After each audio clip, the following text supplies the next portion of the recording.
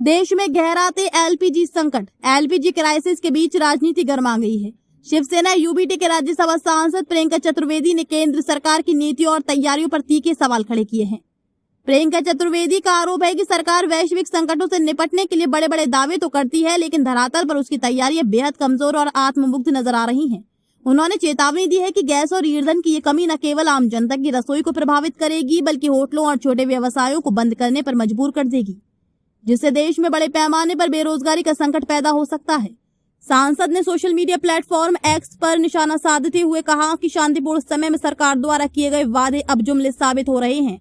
उन्होंने सवाल उठाया कि जब प्रधानमंत्री ने युद्ध शुरू होने से ठीक पहले इजराइल का दौरा किया था और वैश्विक नेता लगातार चेतावनी दे रहे थे, तो भारत सरकार ने पहले से बैकअप प्लान क्यों नहीं तैयार किया?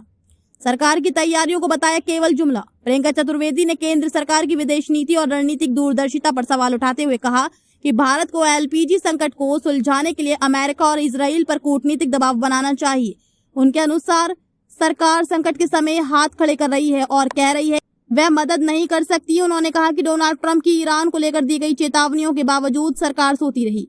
सांसद के मुताबिक ये स्थिति दर्शाती है कि सरकार जरूरत से ज्यादा आत्मविश्वास में थी और वास्तविक आपूर्ति श्रृंखला सप्लाई चेन के खतरों को भांपने में पूरी तरह विफल रही है।